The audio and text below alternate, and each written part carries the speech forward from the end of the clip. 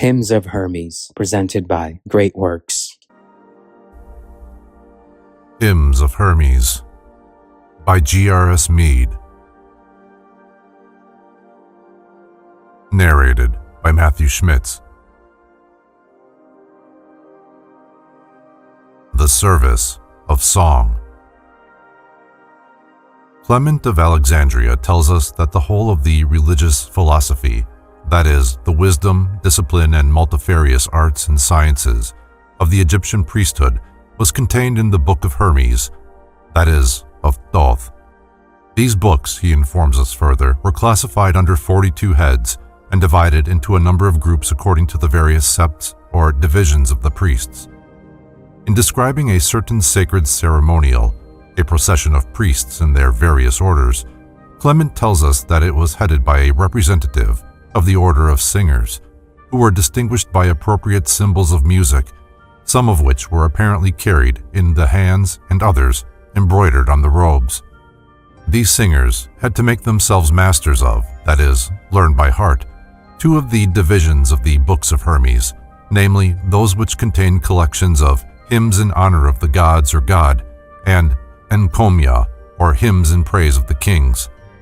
Many specimens of similar hymns in praise of the gods are preserved to us in Egyptian inscriptions and papyri, and some of them are most noble outpourings of the soul in praise of the majesty and transcendency of the Supreme, in terms that they may not be unfavorably compared with similar praise-giving in other great scriptures. But alas, the hymn books of Thoth, to which Clement refers, are lost to us. He may, of course, have been mistaken in so definitely designating them, just as he was indubitably mistaken in thinking that they were collections of hymns composed by a single individual, Hermes. The grandiose conception of Thoth as the inspirer of all sacred writings and the teacher of all religion and philosophy was Egyptian and not Greek, and it was but a sorry equivalent that the Greeks could find in their own pantheon when, in the change of god names, they were forced to translate Thoth by Hermes. Thoth, as the inspirer of all sacred writings and the president of all priestly discipline, was, as Iamblichus tells us, a name which was held by the Egyptians to be common to all priests. That is to say, every priest, as priest, was a Thoth, because he showed forth in his sacred office some characteristic or other of the great priest or master hierophant among the gods whose earthly name was Thoth Tahuti. Thoth was thus the oversoul of all priests, and when some of the Greeks came to know better what the inner discipline of the true priestly mysteries connoted, they so felt the inadequacy of plain Hermes as a suitable equivalent for the Egyptian name which designated this great ideal, that they qualified Egyptian Hermes with the honorific epithet, thrice greatest. It is of the hymns of this thrice greatest Hermes that I shall treat in the present small volume, hymns that were inspired by the still living tradition of what was best in the wisdom of ancient Egypt, as philosophized through the minds trained in Greek thought and set forth in the fair speech of golden-tongued Hellas. But here again, unfortunately, we have no collection of such hymns preserved to us, and all we can do is to gather up the fragments that remain, scattered through the pages of Trismegistic literature, which have escaped the jealousy of an exclusive bibliolatry. The main gospel of the Trismegistic Gnosis is contained in a sacred sermon which bears in Greek the title Poimander. This may have been originally the Greek transliteration of an Egyptian name, but from the treatise itself, it is manifest that it was understood by the Greek followers of this Gnosis to mean the shepherd of men, or man-shepherd. This shepherd was no man, but divine humanity, or the great man, or mind, the inspirer of all spiritual initiations. This majestic reality, or essence of certitude, was conceived of as a limitless presence, or person, of light and life and goodness, which enwrapped the contemplative mind of the pious worshipper of God or the good, of the single-hearted lover of the beautiful, and of the unwearied striver for the knowledge of the true. And so, in his instruction to one who was striving to reach the grade of a true self-conscious Hermes, Poimander declares, I, mind, myself, am present with holy men and good, the pure and merciful, men who live piously. To such my presence doth become an aid, and straightway they gain Gnosis of all things, and win the Father's love by their pure lives, and give him thanks, invoking on him blessings, and chanting hymns, intent on him with ardent love. And the same instruction is practically repeated in the sermon called The Key, where we read, "But on the pious soul the mind doth mount and guide it to the Gnosis's light. And such a soul doth never tire in songs of praise to God, and pouring blessing on all men, and doing good in word and deed to all, in imitation of its sire." The sole conditions for reaching this consummation, so devoutly to be wished, are here laid down. The good alone can know the good, even as one of the invocations to Hermes as the good mind, preserved in the Greek magic papyri, phrases it. "Thee I invoke. Come unto me, O good, thou altogether good. Come to the good." The pure alone can know the pure, and by pure I think Hermes sometimes meant far more than is generally connoted by the term. Pure is that which remains in itself, and is neither too much nor too little. It is the equilibrium, the balanced state, the mysterious something that reconciles all opposites, and is their simultaneous source and ending, the divine justice. The merciful alone can know the merciful, the source of the infinite variety of the divine love. To such, the divine presence becomes an aid.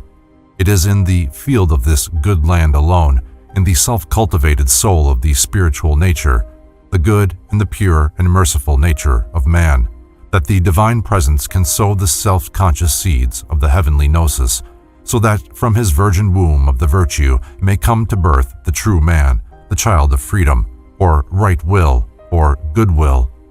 To others, to those who are still in ignorance of spiritual things, the divine presence is also an aid, but unknowingly, for being manifested for them in its reversed mode, by means of the constraints of fate, the many consider it a hindrance, as indeed it is a hindrance to their falling into greater ignorance and limitation. The soil must be cleared of tares and plowed before it can be sown. But when man, of his own free will, reverses his mode of life and revolves with the motion of the heavenly spheres instead of spinning against them, the conscious contact with the divine presence which is thus affected stirs the whole nature to respond. Sunlight pours into the true heart of the man from all sides, and his heart answers. It wakes from the dead and begins to speak true words. The great God gives speech to the heart in the invisible, even as he does to the dead Osirified, and that unspoken speech is a continual praise-giving of right deeds. There is also a spoken speech, becoming articulate in human words in hymns of praise and thanks to God, the liturgy of a piety that answers to the divine and is thus responsible. Indeed, this is the basis of all liturgy and cult, even in their crudest forms and reflections, in the dreams of men's sleeping hearts. But the Trismegistic writings are dealing with the self-conscious realization of true Gnostic passion, where feeling has to be consciously transmuted into knowledge. The singing of hymns on earth is the reflection of a heavenly mystery. Before the man can really sing in proper tune, he must have harmonized his lower nature and transformed it into cosmos or fit order. Hitherto, he has been singing out of tune, chaotically howling, shrieking, crying, cursing, rather than singing articulately and so offering reasonable oblations to God. The articulation of the members of his true body or heart has not yet been completed or perfected. They are still, to use the language of the ancient Egyptian myth, scattered abroad, as it were, by his typhonic passions. The limbs of his body of life are scattered in his body of death. The Isis of his spiritual nature is still weeping and mourning, gathering them together, awaiting the day of the new dawn when the last member, the organ of Gnosis, shall complete the taxis, or order, or band of his members, and the new man shall arise from the dead. It is only when these limbs of his are harmonized and properly articulated that he has an instrument for cosmic music. It matters not whether the old myth tells us of the 14 limbs of the dead Osiris, or the later instruction speaks of the 7 spheres of the creative harmony that fashion forth the limbs of every man, and views them as each energizing in 2 modes, according as the individual will of man goes, with them or against them. It all refers to the same mystery. Man in limitation is twofold, even as are his physical limbs. Man in limitation is twofold, even as are his physical limbs. Man in freedom, as cosmically configured, is two in one in all things. And therefore, when this change of Gnostic tendency is wrought, there is a marvelous transmutation of the whole nature. He abandons his typhonic passions, the energizings of the nature that has battled with God, in order that what the anonymous writer of that mystic masterpiece, the Dream of Ravan, so finely calls the divine catastrophe, may be precipitated, and the Titan in him may be more rapidly destroyed, or rather transmuted, into the God. For though these passions now seem to us to be of the devil, and though we look upon them as born of powers that fight against God, they are not really evil. They are the experiences in our nature of the natural energies of the divine harmony, that mysterious engine of fate, which is the sevenfold means of manifestation, according to our Trismegistic tradition. For the divine harmony is the creative instrument of the divine energy that perpetually produces forms and substance for consciousness, and so gradually perfects a form that shall be capable of imagining forth the perfect man. The natural energies that have been hitherto working through him unconsciously, in order that through form self-consciousness may come to birth, are, however, regarded by the neophyte in the first stages of his Gnostic birth as inimical. They have woven for him garments that have brought experience, but which now seem rags that he would fain strip off, in order that he may put on new robes of power and majesty, and so exchange the sackcloth of the slave for the raiment of the king. Though the new garments are from the same yarn and woven by the energies of the same loom, the weaver is now laboring to change the texture and design. He is now joyfully learning Gnostically to follow the plan of the great weaver, and so cheerfully unravels the rags of his past imperfections to reweave them into fine linen fit for King Osiris. This Gnostic change is in our treatise described by the great mind, teaching the little mind, as following on the stripping off of the vices of the soul, which are said to arise from the downward mode of the energies of the seven spheres of the harmony of fate. The subsequent beatification is set forth in the following graphic declaration.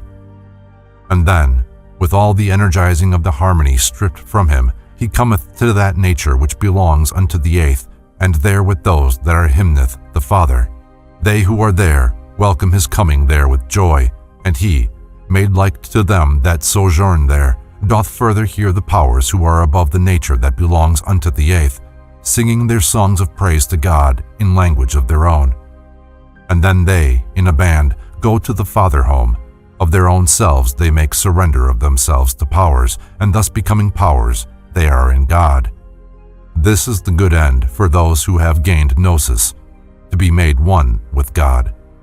This is the change of Gnostic tendency that wrought in the nature of one who passes from the stage of ordinary man, which Hermes characterizes as a procession of fate, to that true manhood which leads finally to godship. The ancient Egyptians divided man into at least 9 forms of manifestation, or modes of existence, or spheres of being, or by whatever phrase we choose to name these categories of his natures. The words clothed in his proper power refer, I believe, to one of these natures of man. Now the Sekhem is generally translated power, but we have no description of it whereby we may satisfactorily check the translation, and so I would suggest that the Kaibit, though generally translated shadow, is perhaps the mystery to which our text refers, for in the teaching of Egypt around the radiant being, perhaps the Ren, or name, which in its regenerate life could assimilate itself to the glory of the Godhead, was formed the Kaibit, or luminous atmosphere, consisting of a series of ethereal envelopes, at once shading and diffusing its flaming luster, as the Earth's atmosphere shades and diffuses the solar rays. This was typified by the linen swathings of the mummy, for Thoth, the divine wisdom, wraps the spirit of the justified 1,000,000 times in a garment of fine linen, even as Jesus, in a certain sacred act, girt himself with a linen cloth, which Tertullian characterizes as the proper garment of Osiris, and Plutarch tells us that linen was worn by the priests on account of the color which the flax and flower sends forth, resembling the ethereal radiance that surrounds the cosmos. The same mystery is shown forth in the marvelous passage which describes the transfiguration of Jesus in the Gnostic gospel known as the Pistis Sophia, which is of almost pure Egyptian tradition. It is the mystic description of a wonderful metamorphosis or transformation that is wrought in the inner nature of the Master, who has ascended to the cloth himself with the robe of glory, and who returns to the consciousness of his lower powers or disciples, clad in his robe of power. They saw Jesus descending, shining exceedingly. There was no measure to the light which surrounded him, for he shone more brightly than when he had ascended into the heavens, so that it is impossible for any in this world to describe the light in which he was. He shot forth rays, shining exceedingly. His rays were without measure, nor were his rays of light equal together, but they were of every figure and type, some being more admirable than the others in infinite manner. And they were all pure light in every part at the same time. It was of 3 degrees, one surpassing the other in infinite manner. The second, which was in the midst, excelled the first which was below it, and the third, the most admirable of all, surpassed the 2 below it. The first glory was placed below all, like to the light which came upon Jesus before he ascended into the heavens, and was very regular as to its own light. This triple glory, I believe, was the body of light, of the nature of the 8th, 9th, and 10th spheres of glory in the scale of the perfect 10. In our text, the clothed in his proper power must, I think, be referred to the powers of the 7 spheres, unified into one. The 8th, which was the vehicle of the pure mind, according to Platonic tradition, based originally in all probability on Egyptian tradition. This vehicle was atomic and not molecular, to use the terms of present-day science, simple and not compound, same and not other, very regular as to its own light. And so when this Gnostic change is wrought in the man's inner nature, there is an accompanying change effected in the substance of his very body, and he begins to sing in harmony with the spheres, with those that are he hymneth the Father. He now knows the language of nature, and therewith sings praise continually in full consciousness of the joy of life. He sings the song of joy, and so singing hears the joyous songs of the sons of God, who form the first of the choirs invisible. They sing back to him and give him welcome, and what they sing the lover of such things may read in the same Pistis Sophia, in the hymn of the powers, come unto us, when they welcome the returning exile on the great day of that name. But this is not all, for higher still and higher, beyond and yet beyond, are other choirs of powers of even greater transcendency who sing. As yet, however, the newly born cannot understand or bear their song, for they sing in a language of their own, there being many tongues of angels and archangels, of daemons and gods in their many grades. But already the man has begun to realize the freedom of the cosmos. He has begun to feel himself a true cosmopolitan or world citizen, and to thrill in harmony with the powers. He experiences an ineffable union that removes all fear and longs for the consummation of the final sacred marriage, when he will perform the great sacrifice and of himself make joyful surrender of all that he has been in separation, to become, by union with those alone who truly are, all that has ever been and is and will be, and so one with God, the All and One. It is thus evident that our hymns of Hermes are in direct contact with a tradition which regarded the spiritual life as a perpetual service of song, and this is quite in keeping with the belief of the Egyptians that man was created for the sole purpose of worshiping the gods and rendering them pious service.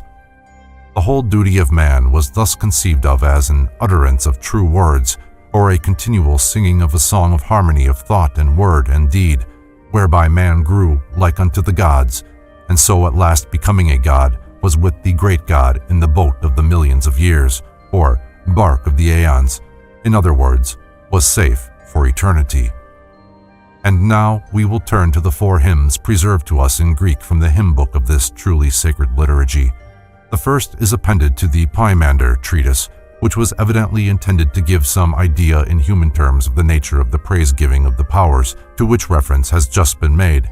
For, as we shall see later on, the less instructed of the community fervently desired to have revealed to them the words of this song, thinking in their ignorance that it was some hymn resembling those of earth, and not yet understanding that it was the heavenly type of all earth praising, whether expressed by man or animal, by tree or stone.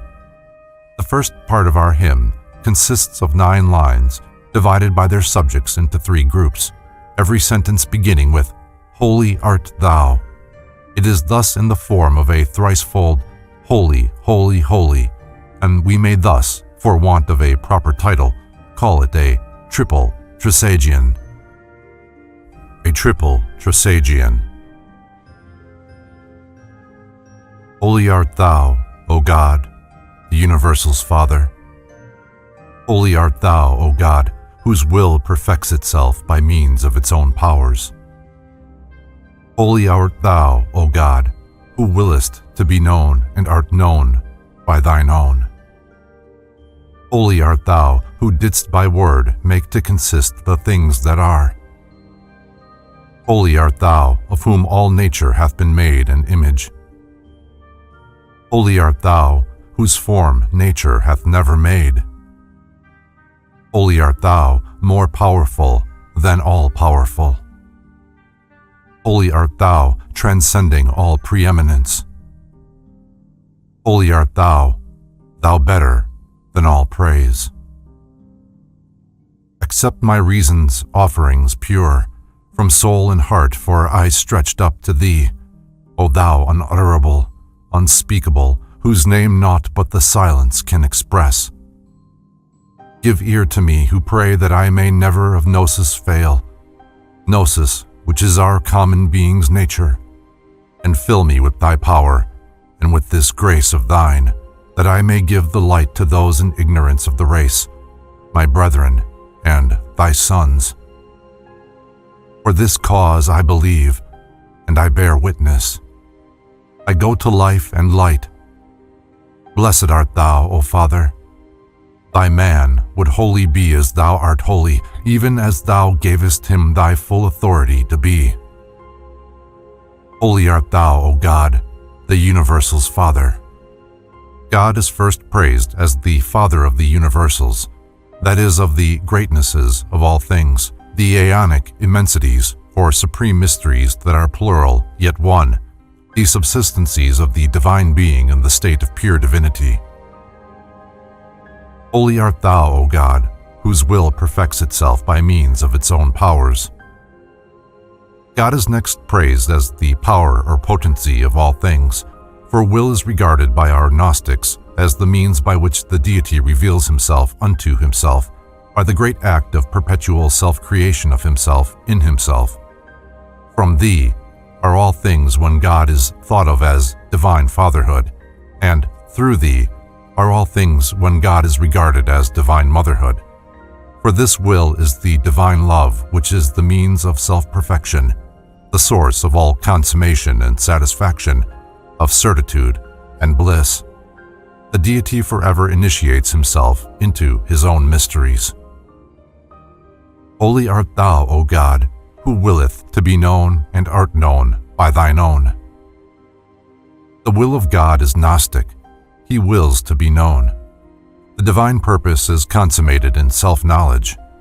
God is knowable, but only by his own, that is, by the divine sonship, as Basilides, the Christian Gnostic, calls it, or by the race of the sons of God, as Philo and our Gnostics and others of the same period phrase it. The sonship is a race, and not an individual, because they of the sonship have ceased from separation and have made surrender of themselves to powers, and thus becoming powers, they are in God. They are one with another, no longer separated one from another, and using divided senses and organs, for they constitute the intelligible word or reason, logos, which is also the intelligible world, cosmos, or order of all things. The next 3 praise-givings celebrate the same trinity of what, for lack of appropriate terms, we may call being, bliss, and intelligence, but now in another mode, the mode of manifestation or information, in space and time and substance of the sensible universe, or cosmos, of forms and species. The 3 hypostases, or hyparxes, or subsistencies of this mode of the divine self-manifestation are suggested by the terms word, all nature, and form. Word is the vice-regent of being, because it is this word or reason that established the being of all things, that in them which causes them to be what they are, the essential reason of their being. All nature is the ground or substance of their being, the all-receiver or nurse, as Plato calls her, who nourishes them, the giver of bliss, the ever-becoming which is the image of eternity, while form is the impression of the divine intelligence, the source of all transformation and metamorphosis. The final Trisagion sings the praise of God's transcendency, declaring the powerlessness of human speech adequately to sing the praise of God. Therefore is it said that the soul-fit liturgy, or service of God, is to be found in the offerings of reason alone, the reason or logos, which is the divine principle in man, the image of the image, or divine man, the logos. It is the continual raising of the tension of the whole nature whereby the man is drawn ever closer and closer to God, in the rapt silence of ecstatic contemplation, when alone he goes to the alone, as Plotinus says. The name of God can be expressed by silence alone, for, as we know from the remains of the Christianized Gnosis, this silence, or siege, is the spouse of God, and it is the divine spouse alone who can give full expression to the divine Son, the name, or logos of God. The prayer is for Gnosis, for the realization of the state of sonship, or the self-consciousness of the common being which the Son has with the Father. This is to be consummated by the fulfillment of the man's whole nature, by the contemplation of his insufficiency or imperfection, hysterema, whereby he becomes the fullness or wholeness, pleroma, the aeon or eternity. This is to be achieved by the descent of the great power upon him, by the blessing of God's goodwill, that charis, or grace or love, which has been all along his divine mother, but which now becomes his divine spouse, or complement, or syzygy. The prayer is not for self, but for others, that so the man may become the means of illumination for those still in darkness, who as yet do not know the glad tidings of the divine sonship, and who are ignorant of the race of wisdom, but who nevertheless are, as are all men, brethren of the Christ and sons of God. And so in this ecstasy of praise, the traveler, as he sings upon the path of the divine, feels within him the certitude that he is indeed on the way of return, his face set forward to the true goal, is going to the light and life, the eternal fatherhood and motherhood that are ever united in the good, the one desirable or divine Father-Mother, 2 in 1 and 3 in 1. Finally, as God has been praised throughout in his nature of holiness, that is, as most worshipful, meet to be adored, praiseworthy, and the object of all wonder, so that which has proceeded from him, his man, or the divine in man, now longs consciously to become of like nature with him, according to the purpose and commandment of the Father, who has destined him for this very end, and bestowed on him power over all things. It is indeed a fair psalm, this Hymn of Hermes, that is, the praise-giving of some lover of this Gnosis who had, as he expresses it, reached the plane of truth, or come into conscious contact with the reality of his own divine nature, and so been made a Hermes indeed, capable of interpreting the inner meaning of religion and of leading souls back from death to life, a true psychagogue. It matters little who wrote it. Greek or Syrian, it may have borne this name or that, it may have lived precisely from this year to that, or from some other to some other year. All this is of little consequence except for historians of the bodies of men. What concerns us here more nearly is the outpouring of a soul. We have here a man manifestly pouring forth from the fullness of his heart to the profoundest experiences of his inmost life.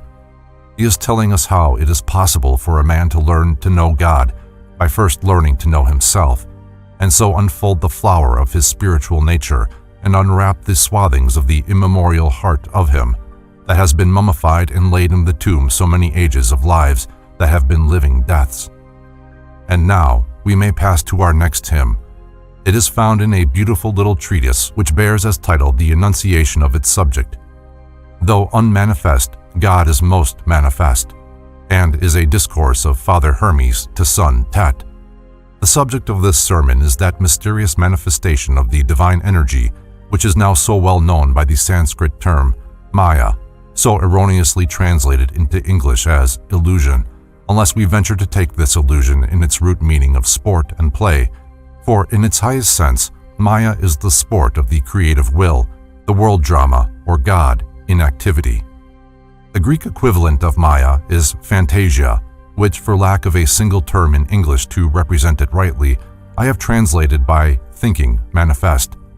The fantasy of God is thus the power, Shakti in Sanskrit, of perpetual self-manifestation or self-imagining, and is the means whereby all this comes into existence from the unmanifest, that, or as our treatise phrases it, He is Himself, both things that are and things that are not. The things that are He hath made manifest. He keepeth things that are not in Himself.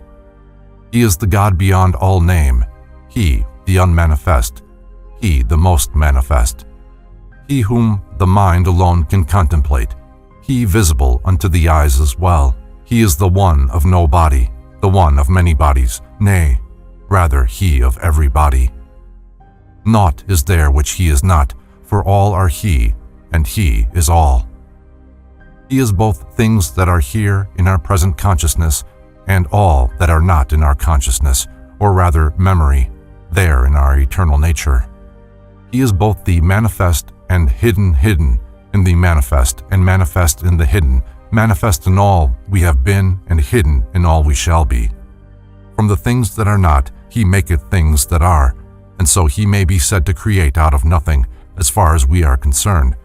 Indeed, He creates out of nothing but Himself. He is both that which the mind alone can contemplate, that is the intelligible universe, or that constituted in His divine being, which the divided senses cannot perceive, and also all that which the senses, both physical and superphysical, can perceive, the whole sensible universe. He is to be conceived simultaneously from a monotheistic, polytheistic, and pantheistic point of view, and from many others, as many points of view indeed, as the mind of man can conceive, not to speak of an infinitude that he cannot ever imagine. He is corporeality and incorporeality in perpetual union. He is in no body, for no body can contain Him, and yet He is in every body, and every body is in Him. Naught is there which He is not, for He is all. It is indeed difficult to understand why so many in the West so greatly dread the very thought of allowing pantheistic ideas to enter into their conception of God. This fear is in reality overdaring or rash presumption, for they have the hardihood to dare to limit the divine according to their own petty notions of what they would like God to be. And so they bitterly resent the disturbance of their self-complacency when it is pointed out that He will not fit the miserably narrow cross on which they would fain crucify Him. What right have we, who in our ignorance are but puny creatures of a day, to exclude God from anyone or anything? But they will reply, it is not God who is excluded, it is we who exclude ourselves from God. Indeed, try as we may, we cannot do so. This is the impossible, for we cannot exclude ourselves from ourselves. And who are we apart from God? Did we create ourselves? And if we did, then we are God, for self-creation is the prerogative of the divine alone. But the pious soul will still object that God is good alone. Agreed, if you will, but what is good? Is good our good only, or the good of all creatures? And if God is the good of all creatures, then equally so must He be the evil of all creatures. For the good of one creature is the evil of another, and the evil of one the good of another. And so the balance is kept even. It is a limited view to say that God is good alone, and then to define this as meaning some special form of good that we imagine for ourselves, and not that which is really good for all. For it is good that there should be such apparent evil in the universe as pantheism, and that man's notion of apparent good should so far fall short of the reality. A wise man, or rather the man who is striving after Gnosis, is he who can see in the good and evil, as conceived by man, good in every evil, and evil or insufficiency in every good. But if we say with Hermes that all are He and He is all, we do not assert that we know what this really means. We only assert that we are in this declaration face to face with the ultimate mystery of all things before, which we can only bow the head in reverent silence, for all words here fail.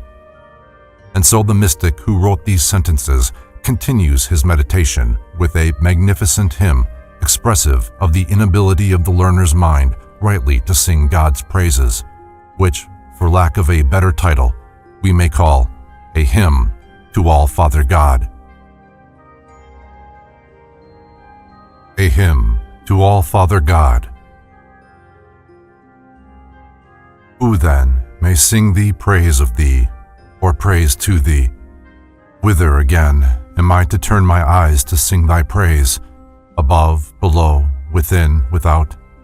There is no way, no place is there about thee, nor any other thing of things that are.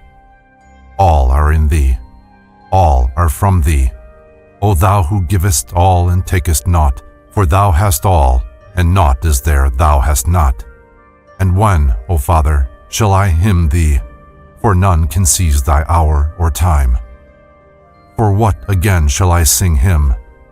For things that thou hast made, or things thou hast not? For things thou hast made manifest, or things thou hast concealed? How further shall I hymn thee, as being of myself, as having something of mine own, as being other? For that thou art whatever I may be, thou art whatever I may do, thou art whatever I may speak. For thou art all, and there is nothing else which thou art not. Thou art all that which doth exist, and thou art what doth not exist. Mind, when thou thinkest, and Father, when thou makest, and God, when thou dost energize, and good and maker of all things. Who is capable of singing God's praises when it comes to the whole universe of being, and the countless universes of all the beings that are, to sing the praises of God in any truly adequate manner? Who then, what man, has the understanding wherewith to praise God fitly, when, though in his separated consciousness he knows not who he is, he yet begins to realize that the who he really is must inevitably be God and no other? In what manner can the divine sing praises of itself as of some other than itself, when I and thou must essentially be one, and the utterance of praise as of some other one seems to be a departure from the blessed state of that divine intuition? Is God again to be limited by space and spatial considerations? Is there a whither in respect to God? Certainly there cannot be any special place where the divine may be said to be, for he is in all places, and all places and spaces are in him. He cannot be said to be in the heart more than in any other organ or limb of the body, for he is in all things, and all things are in him. Equally so, there is no special direction in which the eyes of the mind can turn, for he is to be seen in every direction of thought in which the mind can proceed. And if we say there are evil turnings of the mind, evil thoughts, he who has experienced this change of Gnostic tendency will reply that the only evil he now knows is not to be conscious that God is in all things, and that with the dawning of this true self-consciousness, the right side of every thought presents itself with the wrong side in the joy of pure thinking.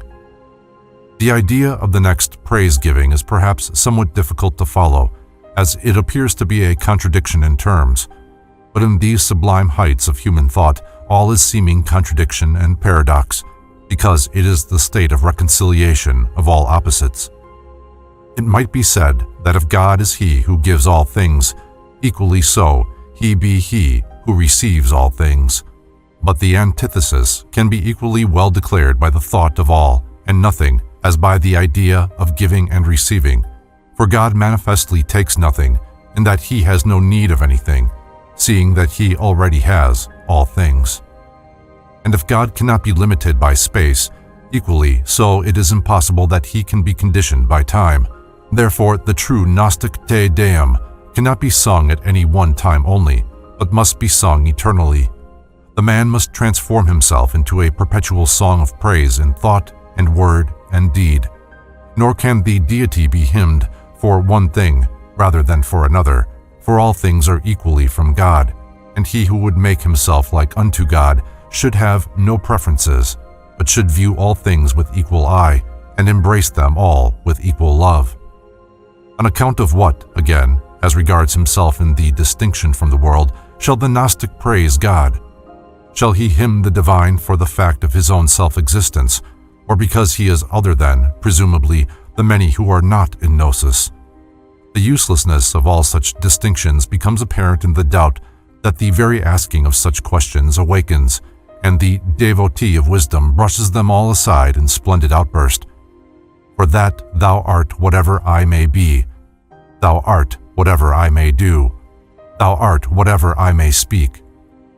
There is no separation in the reality of things. Whatever the man is in this ecstatic state, it is the being of God in him. Whatever the man does, it is the working of God in him. Whatever the man speaks, it is the word of God in him. Nay, more than this, to such a consciousness God is in very truth all things both manifest and hidden. God is mind when we think of him as thinking, devising, and planning. God is Father when we conceive him as willing and creating and bringing all things into existence. And God is good when we regard him as energizing, or in working or breathing in all things to give them light and life. He is the good or end of all things, even as he is the beginning or maker of all. Our next hymn is found in the marvelous initiation ritual, which now bears the title, The Secret Sermon on the Mountain, with the subheading, Concerning Rebirth and the Promise of Silence, but which may very well be called the Initiation of Tat. This rebirth or regeneration was, and is, the mystery of the spiritual birth or birth from above, the object of the greater mysteries. Even as in the lesser mysteries, the subject of the instructions was concerning the birth from below, the secret of Genesis, or how a man comes into physical birth. The one was the birth or genesis into matter, the other the essential birth or palingenesis, the means of rebecoming a pure spiritual being. It is the mystic rite of the laying on of hands, the rite of invocation by Hermes, the Hierophant or Father on earth, whereby the hands of blessing of the great initiator, the good mind, are laid upon the head of Tat, the candidate, his son. These hands of blessing are no physical hands, but powers, rays of the spiritual sun, even as they are symbolized in the well-known Egyptian frescoes of the atom cult. Each ray is a Gnostic power, the light and virtue of which drive out the darkness of the soul's vices and prepare the way for transforming the fleshly body into the true ray-like or star-like body of God, the Ogoides or Astroides, to which we referred under its Egyptian equivalent at the beginning of this little volume. This mystic rite of Gnostic initiation brings the God in man to birth. He is at first, however, but a baby God, who as yet neither hears nor sees, but only feels. And so when the rite is duly ended, Tat begins as a great privilege to be told the marvelous Song of the Powers, of which he has read in his studies, and which his father, Hermes, is said to have heard when he came to the 8th sphere, or stage, in his ascent of the holy mountain, or sacred stairs. I would, O Father, hear the praise-giving with him, which thou dost say thou heardest when thou wert at the 8. In answer to Tat's request, Hermes replies that it is quite true, the shepherd, the divine mind, at his own still higher initiation into the first grade of masterhood, foretold that he should hear this heaven song, and he commends Tat for hastening to strike his tent now that he has been made pure. That is to say, the final rite of purification has now been operated in Tat.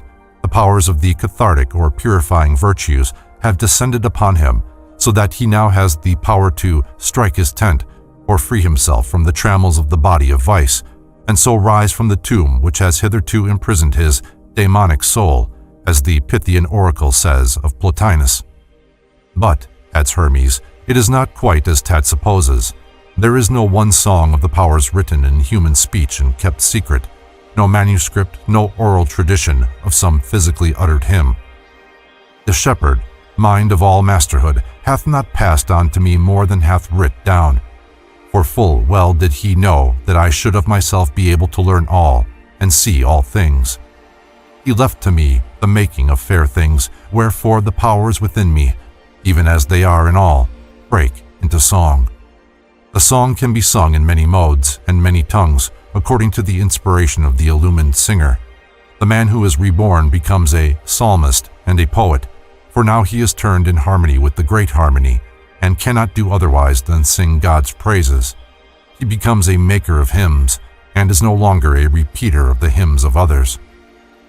But Tat persists. His soul is filled with longing to hear some echo of the great song. "Father, I wish to hear. I long to know these things." And so Hermes is at last persuaded and proceeds to give him a model of such praise-giving, which he now can use in substitution for the prayers he has previously employed, and which were more suited to one in the state of faith. Hermes bids Tat calm himself, and so await, in reverent silence, the hearing of the potent theurgic outpouring of the whole nature of the man in praise of God, which shall open a path throughout all nature straight to the divine. This is no ordinary hymn of praise, but a theurgic operation or Gnostic act. Therefore, Hermes commands, "Be still, my son. Hear the praise-giving that keeps the soul in tune. Hymn of Rebirth, a hymn I would not have thought fit so readily to tell, hadst thou not reached the end of all." Not, of course, the end of all Gnosis, but the end of the probationary path of purification and faith, which is the beginning of the Gnosis. Such hymns were taught only to those who had been made pure, not to those who were slaves of the world, or even to them who were still struggling with their lower vices, but only to those who had got themselves ready and made the thought in them a stranger to the world illusion. "Wherefore," says Hermes, "this is not taught, but is kept hid in silence." It is a hymn that must be used ceremonially at sunrise and sunset. Thus then, my son, stand in a place uncovered to the sky, facing the west about the sinking of the setting sun, and make thy worship. So in like manner too, when he doth rise, with face unto the east. And for those who cannot perfect the right on all planes, let them stand naked, with all the garments of false opinion stripped from them, naked in the midst of high heaven's clear sphere, facing straight with the spiritual sun, or the eye of the mind that illuminates the great sphere of our spiritual nature in stillness of the purified intelligence. And so Hermes, before he sings what is called the Secret Hymnity, once more utters the solemn injunction, "Now, son, be still." The Secret Hymnity. Let every nature of the world receive the utterance of my hymn. Open, thou earth. Let every bolt of the abyss be drawn for me. Stir not, ye trees. I am about to hymn creation's Lord, both all and one. Ye heavens open, and ye winds stay still, and let God's deathless sphere receive my word. For I will sing the praise of him who founded all, who fixed the earth, and hung up heaven, and gave command that ocean should afford sweet water to the earth, to both those parts that are inhabited, and those that are not, for the support and use of every man, who made the fire to shine for gods and men for every act. Let us together all give praise to him, sublime above the heavens of every nature, Lord. 'Tis he who is the eye of mind. May he accept the praise of these my powers. Ye powers that are within me, hymn the one and all, sing with my will, powers all that are within me. O blessed Gnosis, by thee illumined, hymning through thee the light that mind alone can see, I joy in joy of mind. Sing with me praises, all ye powers. Sing praise, my self-control. Sing thou through me my righteousness, the praises of the righteous. Sing thou my sharing all, the praises of the all. Through me sing truth, truth's praises. Sing thou, O good, the good, O life and light, from us to you our praises flow. Father, I give thee thanks, to thee thou energy of all my powers. I give thee thanks, O God, thou power of all my energies. Thy reason sings through me thy praises. Take back through me the all into thy reason, my reasonable oblation. Thus cry the powers in me, they sing thy praise, thou all. They do thy will, from thee thy will, to thee the all. Receive from all their reasonable oblation. The all that is in us, O life, preserve. O light, illumine it. O God, inspirit it. It is thy mind that plays the shepherd to thy word, O thou Creator, bestower of the Spirit upon all. For thou art God. Thy man thus cries to thee, through fire, through air, through earth, through water, and through spirit, through thy creatures. 'Tis from thy aeon I have found praise-giving, and in thy will, the object of my search, have I found rest. We can see at once that this is no ordinary hymn, no hymn conceived in the mode of the Psalms to which we have been used, but the Gnostic outpouring of a man who has begun to realize the nature of his own spiritual dignity and proper place in the universe, based on the tradition of what is best in Egyptian theurgy, or that divine energizing which sends forth words of command that all nature willingly obeys. He is about to utter words that are true, words that from the true ego go unto the true, without let or hindrance. Every nature will therefore receive such words and hand them on. All elements will hasten to serve the man who is serving God with the lawful liturgy of his whole nature. The earth in the midst, the heaven above, the abyss beneath, will open all the gates of their secret ways to let the true words of him who is true of word pass onwards to the deathless sphere of the true God that is, to the aeon itself wherein the true God dwells, not to some space of heaven or of earth or of the abyss, but to that which transcends them and is the source, preserver, and end of all of them. Not only the trees of the earth, but also the trees of paradise, the divine beings that dwell in aeonic bliss, will rest in reverent silence as the potent praise of proper reverence passes to the end of all adorations. The winds of earth will still themselves, and also the winds of heaven, the intelligent breaths in the inmost chambers of man's greater mind. For the praise-giving is not poured forth to this or that daemon or god, but unto the Lord of all. And they, the obedient ones, whose life consists in praising God, cannot but rejoice that the disobedient one should at last, of his own free will, join in the unwearied liturgy of nature. The hymn is in praise of the one and all, of the one Lord of all creation, who is both the one who creates and the all that is created. It is a hymn sung in harmony with the liturgy, or service of praise, of the four great primal natures, the cosmic elements of earth and air and water and fire, Father Heaven and Mother Earth, Father Fire and Mother Ocean. The man sings with them the glory of their common Lord, the eye of mind, that is, the mind, the true spiritual sun, whose eyes are the countless suns in space. This true sun is the true light, the light that mind alone can see. The little mind of man, now illumined by the light of Gnosis, becomes the nature of the great mind, and so a prismatic trinity of good and light and life, through which the all-brilliancy of the one and all shines forth in a septenary of powers or virtues. These powers are, with one exception, given in our hymnody in the exact classification in which they stand in the text of the mystic rite, namely, gnosis, joy, self-control, continence, righteousness, sharing with all, and truth, which severally drive out not knowing, sorrow, intemperance, desire, unrighteousness, avarice, and error.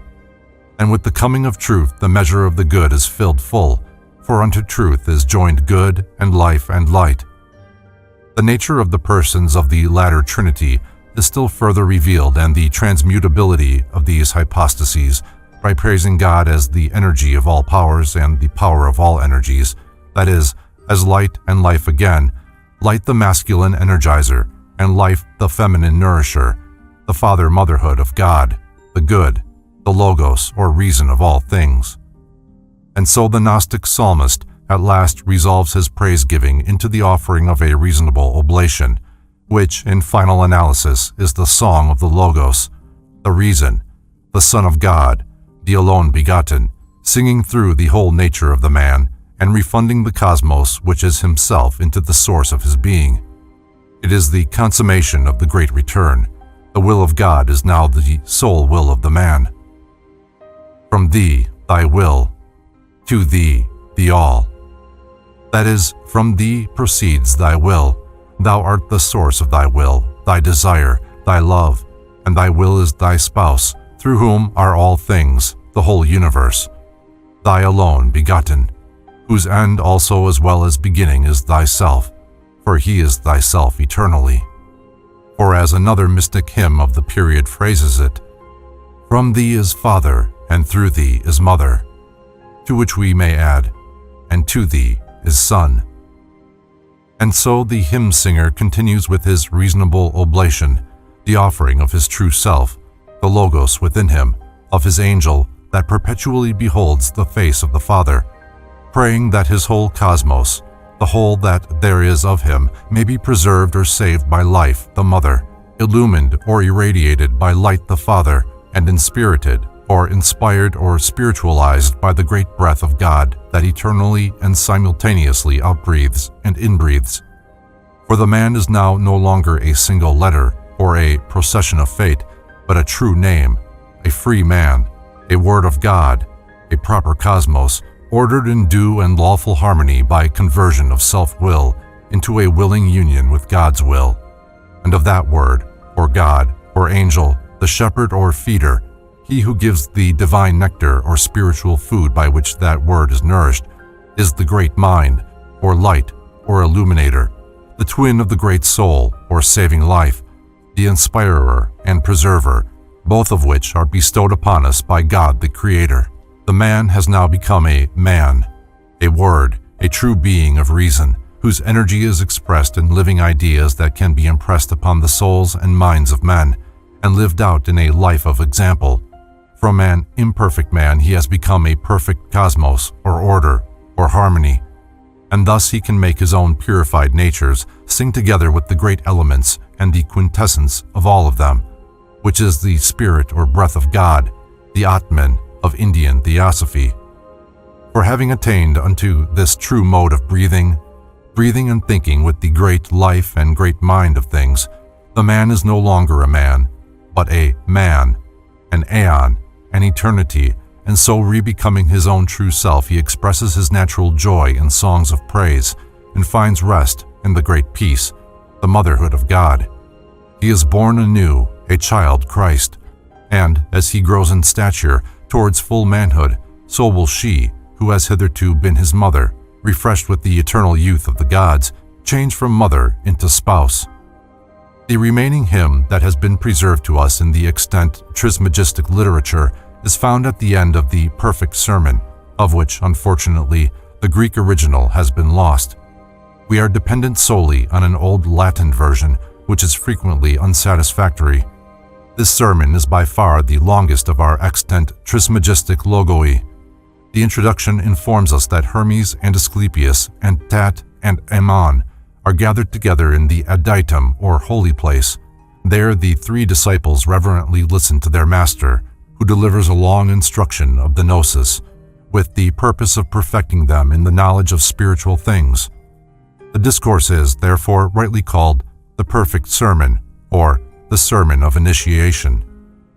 Asclepius, Tat, and Ammon stand for three types of disciples of the Gnosis, three natures of man. Asclepius is the man of intellect, skilled in the knowledge of the schools, of the arts and sciences of the day. Tat is intuitional rather than intellectual. He is young compared with Asclepius. Nevertheless, it is he who succeeds Hermes as teacher when Hermes is taken to the gods, for he has the spiritual nature more strongly developed than Asclepius, so that he can soar to greater heights of illumination. Ammon is the practical man of affairs, the king, the doer, not the scientist or the mystic. It would, however, be a mistake to keep these types too clearly distinguished in our mind, for mystically, all three are in each of us, and the true illumination of our threefold nature depends upon the brotherly love of the three disciples, James, John, and Peter, who must each complete each other, and subordinate themselves to one another, and vie with one another in love of their teacher, the purified mind, or Hermes, through whom alone the instruction of the great mind, the shepherd, can as yet come to them. And so we find the conditions of right contemplation dramatically set forth in the last sentence of the introduction of the sermon in the words, "When Ammon too had come within the holy place, and when the sacred group of four was now complete with piety and with God's goodly presence, to them, sunk in fit silence reverently, their souls and minds pendant on Hermes' lips, thus love divine began to speak." This love divine is that same presence, the highest mind, or shepherd of men, which illumines Hermes, or the higher mind within us, directly. But these immediate living words of power have to be passed on in human words to the three natures of our lower mind, the Asclepius and Tat and Ammon, in us, who are the learners and hearers. After the instruction is ended, and they have come forth from the holy place, the narrative tells us that they turned their faces towards the setting sun before uttering their hymn of praise. That is to say, mystically, the mind ceasing from contemplation, in which the outward energies have been caught up to the heights, or turned within, and stilled by the higher in the intercourse of love that has been blessed with the presence of the divine. These energies, before betaking themselves to their appointed separate tasks, all unite in a hymn of praise, with their eyes still turned to the now apparently departing glory of the setting spiritual sun.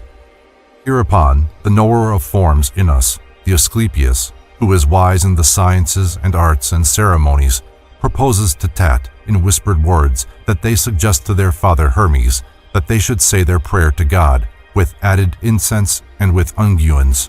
This is the suggestion of the mind that still clings to outward forms, the ritualist, but Hermes recalls them to the Gnostic nature of their spiritual cult, whom when thine greatest heard, he grew distressed and said, "Nay, nay, Asclepius, speak more propitious words, for this is like to profanation of our sacred rites, when thou dost pray to God, to offer incense and the rest.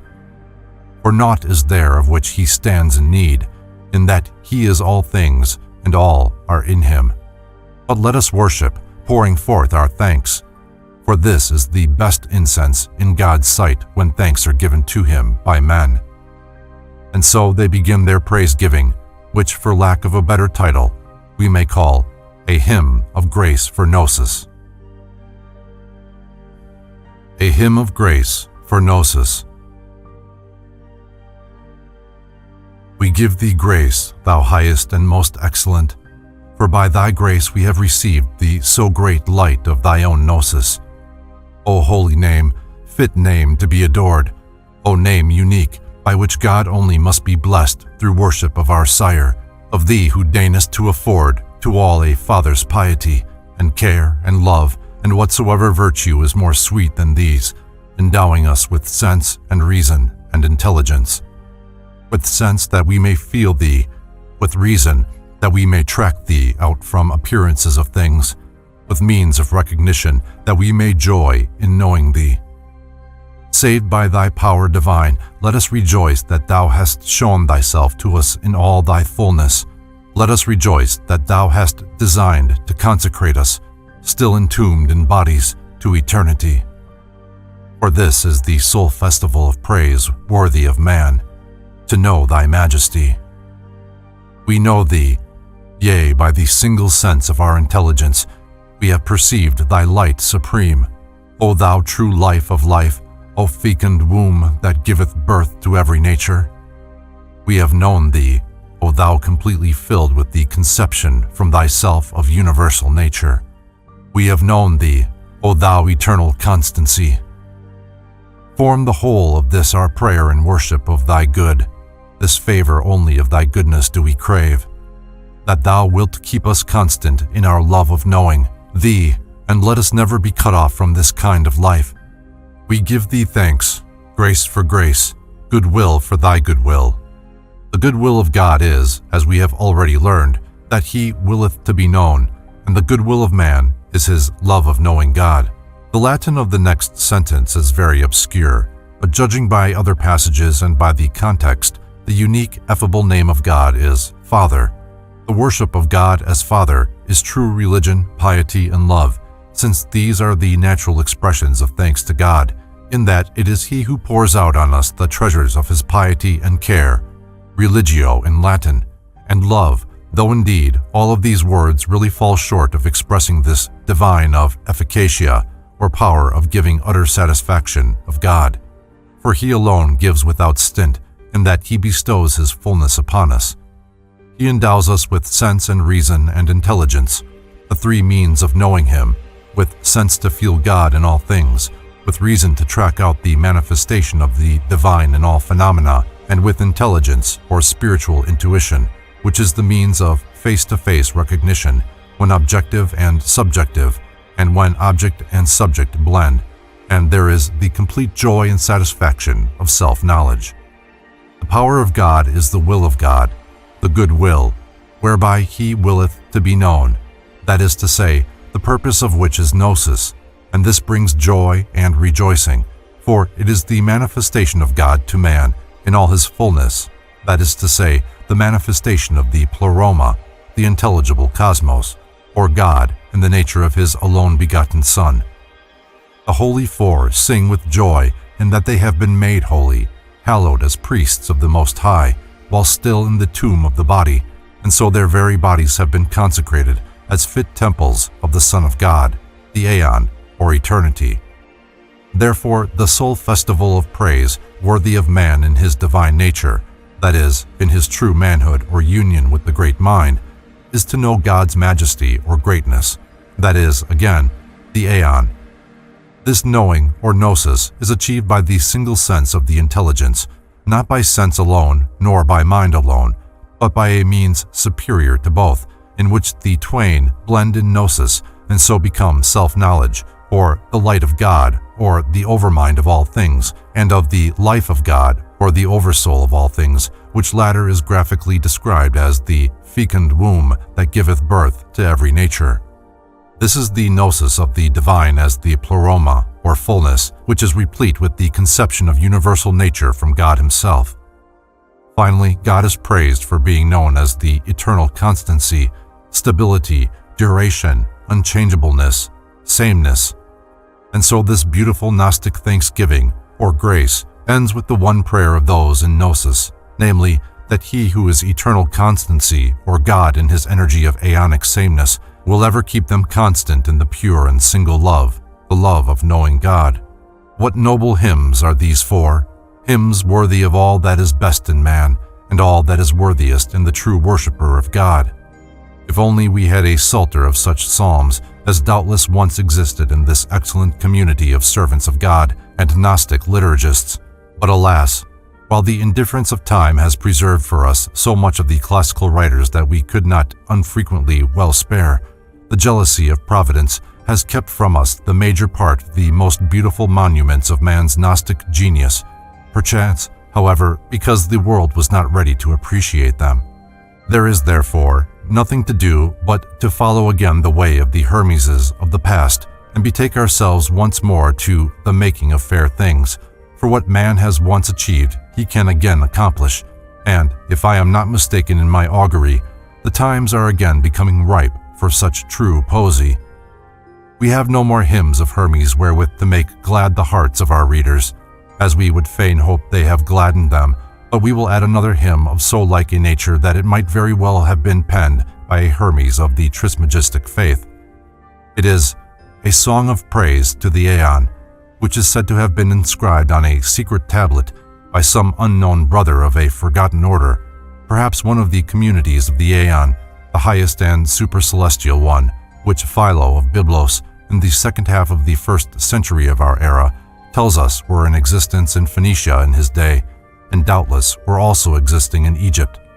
The text is found in the Greek magic papyri. A song of praise to the Aeon. Hail unto thee, O thou all-cosmos of ethereal spirit.